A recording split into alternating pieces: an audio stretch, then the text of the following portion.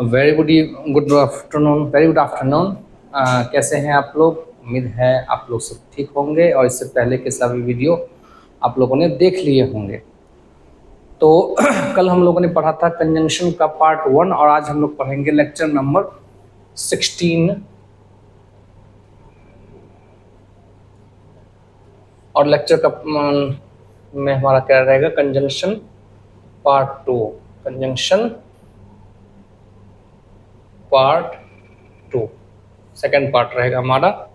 तो कंजंक्शन में हम लोगों ने कल कंजंक्शन का डेफिनेशन पढ़ लिया था और उनके तीनों काइंड्स के बारे में हम लोगों ने समझ लिया था। हम लोगों ने कोऑर्डिनेटिंग कंजंक्शन भी समझ लिया था।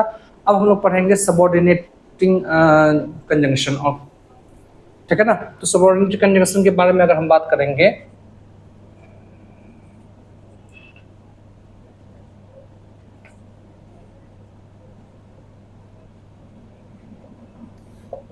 इनके डेफिनेशंस तो हम लोग समझेंगे नहीं, इनमें कुछ वर्ड्स होते हैं जो हम लोग समझेंगे। जैसे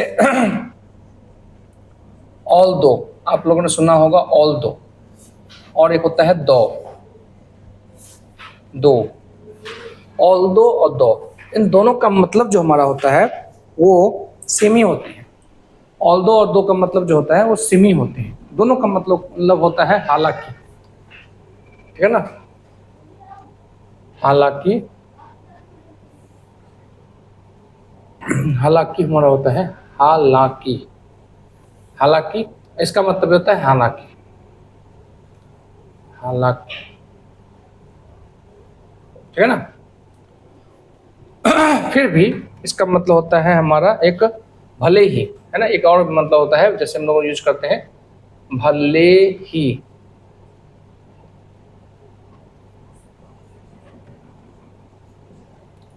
जैसे हम लोग सेंटेंस बोलते हैं ना कि हालांकि मैं वहां बाहर बारिश हो रही थी लेकिन फिर भी मैं गया वहां।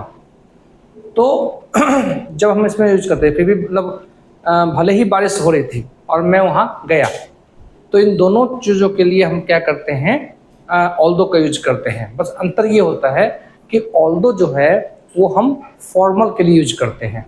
फॉर्मल सेंटेंस को जब हम बात करते हैं, फॉर्मलों की, अपने से बड़ों के से बात करते हैं, या फॉर्मल सेंटेंस के बारे में हम लोग और भी आगे जाकर समझेंगे। तो फॉर्मल सेंटेंस जब हमें बात करना होता है तो उसके लिए हम लोग क्या करते हैं, ऑल्दो का यूज करते हैं, क्योंकि ये बहुत अच्छा होता है, sounds good, it sounds good, है ना। और दो का यूज जो हम लोग करते हैं वो हम लोग करते हैं इनफॉर्मल के लिए। बेसिकली इनफॉर्मल के लिए हम लोग जब अपने दोस्तों से बातें करते हैं, जब अपने फैमिली रिलेशंस में बातें करते हैं, तो उसके लिए हम लोग दो का यूज करते हैं। मतलब दोनों का यूज एक ही होता है, इसलिए कोई भी कंफ्यूजन नहीं। जैसे हम लोग बोलेंगे ऑल दो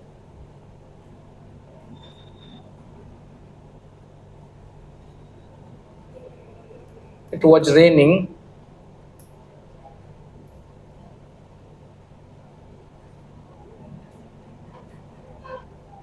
it was raining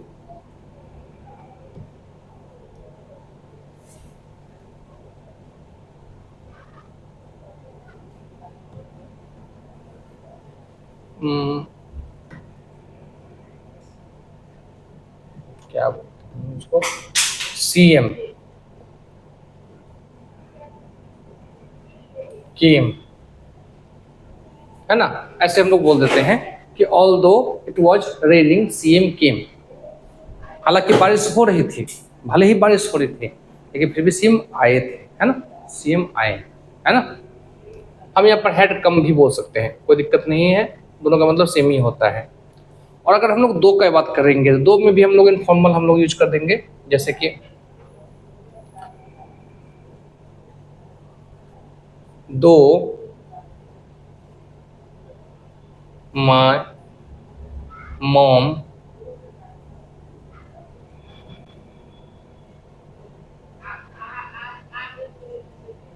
denied me to go out.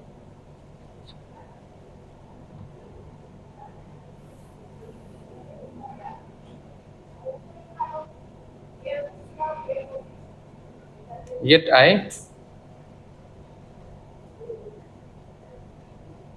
Went. भले ही मम्मी ने मुझे मना किया था लेकिन फिर भी मैं बाहर गया। इसके तौर पर भी हम लोग करते हैं, इनफॉर्मल के तौर पर हम लोगों ने दो का यूज किया। और भी इसके बहुत सारे एग्जाम्पल्स हो सकते हैं, है ना। जैसे कि दो I was tired I finished my work. मैं बहुत ही ज़्यादा थक गया था, भले ही बहुत ज़्यादा थक गया था लेकिन फिर भी मैंने काम कंप्लीट किया, है ना। इस तरह के भी हम लोग इसमें यूज कर सकते हैं। ऑल्दो में भी हम लोग इस तरह से इनफॉर्मल में बहुत सारा यूज कर सकते हैं। उम्मीद है बेसिकली आपको को दोनों का मतलब समझ में आ गया होगा, ऑल्दो और दो का यूज का के बारे में। ऐसे ही अगर हम लोग बात करेंगे अब दूसरा अनलेस क्या बारे में। अनलेस का मतलब जो होता है यदि नहीं, यदि नहीं, सॉरी, यदि नहीं या जब तक नहीं, है ना, जब तक नहीं। ऐसा भी हम लोग अनलेस के लिए हम लोग यूज में बात करते हैं। अनलेस की यूज की अगर हम बात करेंगे, जैसे you can not enter unless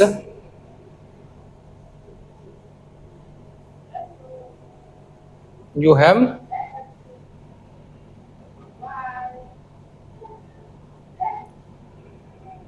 ID proof।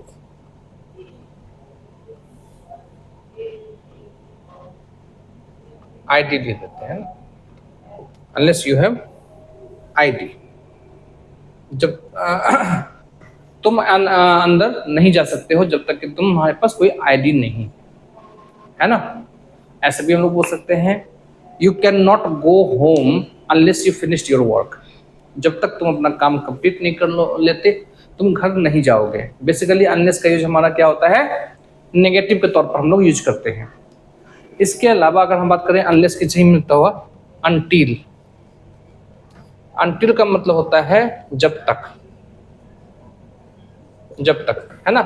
जैसे हम लोग बोलते हैं कि I was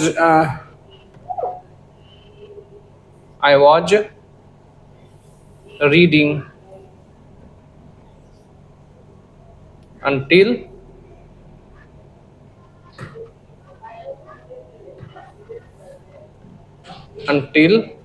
my brother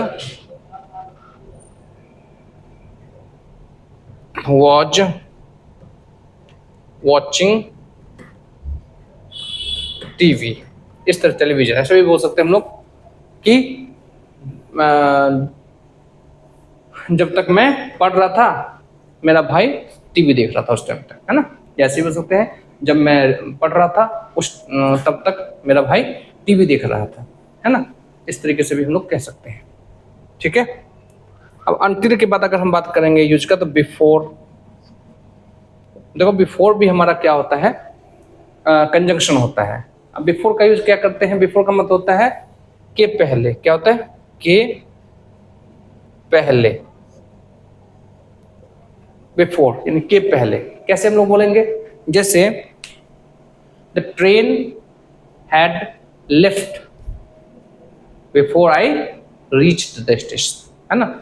ऐसे हम लोग बहुत सारे सेंटेंसेस बनाएंगे आगे जाके जब हम लोग पढ़ेंगे पास्ट इंडेफिनिट और future past perfect continuous, sorry past indefinite और पास्ट परफेक्ट टेंस जब हम लोग पढ़ेंगे तो इन दोनों का कॉम्बिनेशन में हम लोग यहाँ पे समझेंगे कि हम लोग ये बिफोर का यूज भी हम लोग करेंगे और आफ्टर का यूज भी हम लोग करेंगे। जैसे बोलेंगे हम the train had left before I came to the station और before I reach the station, है ना।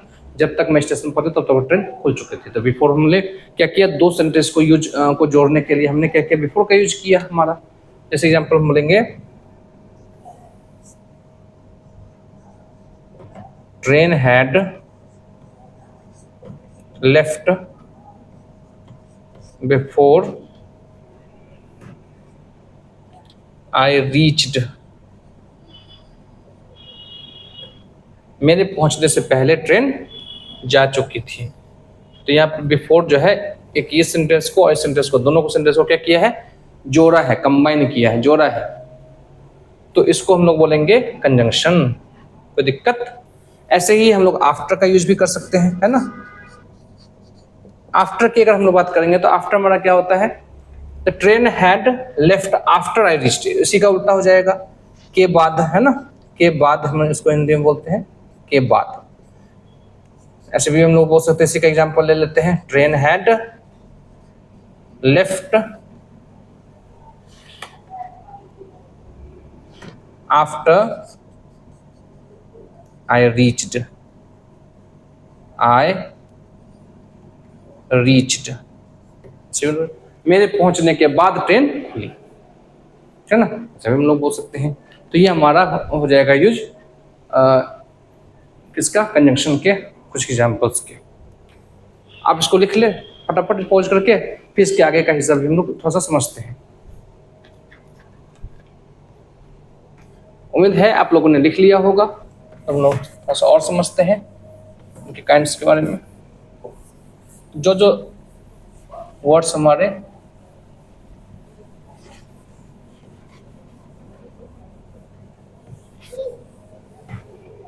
ऐसे ही हम लोग समझते हैं वेयर, ये भी हमारा क्या है, conjunction.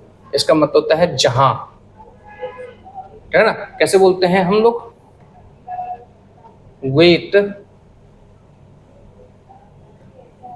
Where we met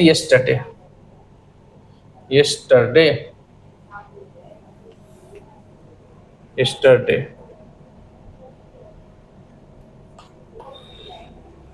wait where we met yesterday, वहां इंतजार करो जहां हम कल मिले थे। ऐसे बोलते हैं ना लोग, जहां हम कल मिले थे वहां इंतजार करो। ऐसे भी बोल सकते हैं हम लोग, ऐसे भी बोल सकते हैं हम लोग कि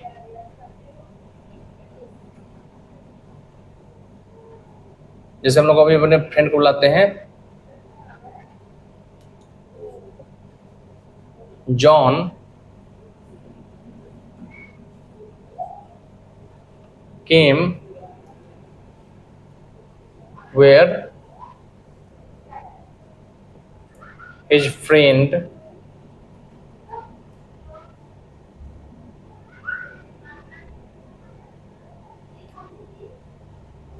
प्लेज।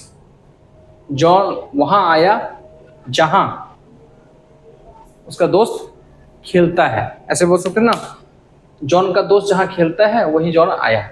ऐसे भी बोल सकते हैं लोग वेयर का यूज, है ना। इसके अलावा हम लोग बात करेंगे वेयर एवर, वेयर एवर का मतलब होता है जहां भी, है ना, जहां भी।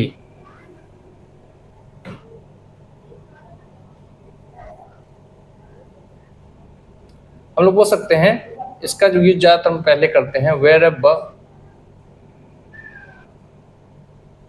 आई go, wherever I go, जहां भी मैं जाता हूं, I make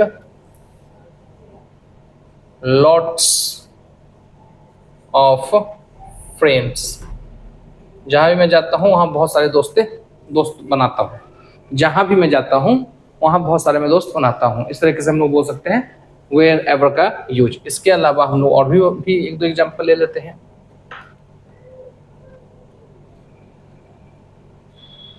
where ever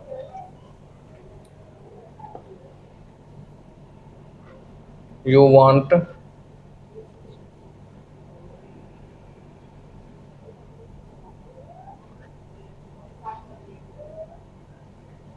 you can call me, जहां भी तुम चाहो मुझे बुला सकते हो। सॉरी, जहां भी तुम चाहो तुम मुझे बुला सकते हो, है ना। जहां भी तुम चाहो वहां तुम मुझे बुला सकते हो। इस तरीके से हम लोग वेयर एवर का यूज करते हैं। एक हमारा यूज होता है इसमें एज। एज का मतलब जो होता है वो क्या होता है, जैसे रीजन बताने के लिए हम लोग इसका यूज करते हैं। As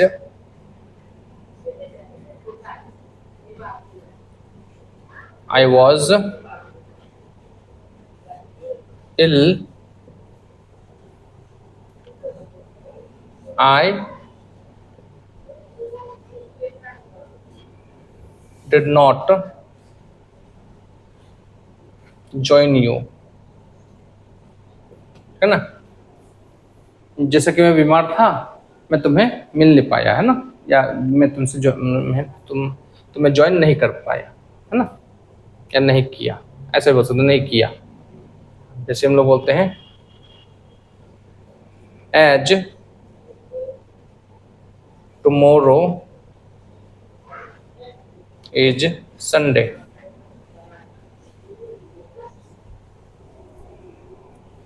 bank will be closed, bank, है ना। जैसा कि कल संडे है, बैंक बंद रहेगा। इस तरीके से हम लोग एज का यूज करते हैं तो सेंटेंस को जोड़ने के लिए। एक हमारा इसमें और भी होता है, हमारा एक इफ का यूज भी होता है। इफ का यूज भी हम लोग करते हैं जैसे यदि के लिए, है ना, यदि के लिए, है ना। यदि के लिए हम लोग इफ का यूज कैसे करते हैं, जैसे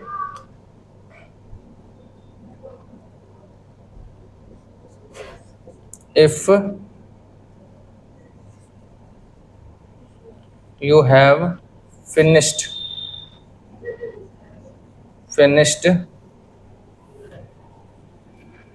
your homework,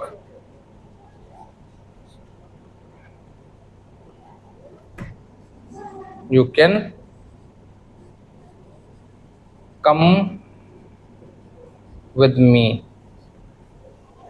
यदि तुम्हारा होमवर्क खत्म हो गया हो, तुम आ सकते हो मेरे साथ। यदि तुम्हारा होमवर्क खत्म हो गया हो तो तुम मेरे साथ आ सकते हो, है ना। If you have finished your homework then you can come. अच्छा, देन से याद आया, इसमें हम देन का यूज भी कर सकते हैं। देन तब तुम आ सकते हो, देन यू कैन कम। इसलिए हम देन का यूज करके भी हम लोग इसमें कंजंक्शन का यूज कर सकते हैं। देन भी हमारा क्या होता है, कंजंक्शन ही होता है। देन का यूज भी हम लोग इसमें कर सकते हैं। उम्मीद है आप लोगों को ये वीडियो पसंद आई होगी। अगर कुछ भी वर्ड अगर छूट गया हो तो आप लोग कमेंट सेक्शन में जाकर मुझसे पूछ सकते हैं। मुझे भी कुछ अगर वर्ड्स याद आए कंजंक्शन के और भी तो मैं उसको बता दूंगा। जब मैं टेंस और एक्टिव पैसिव वगैरह जब पढ़ाऊंगा तो उस टाइम में भी अगर कोई वर्ड्स आएंगे तो मैं आपको उस टाइम में भी बता दूंगा कि इसका यूज क्या होते हैं। बाकी आप कमेंट सेक्शन में भी डालकर पूछ सकते हैं मुझसे। कोशिश करें कि अगर कोई भी वर्ड छूट जाए तो उसको आप कमेंट सेक्शन में डाल के पूछें। अगले वीडियो में उसका जवाब भी आपको मिलेगा कि उसके यूज कहाँ पर होते हैं, कैसे होते हैं, ठीक है ना। समय बताऊंगा। अभी जो मुझे को याद आ रहे थे वो मैंने बता दिए कल और आज में, है ना। और अगर कोई वर्ड छूट गया हो तो फिर बाद में जैसे याद आएगा बताता रहूँगा, ठीक है। Thank you for the play.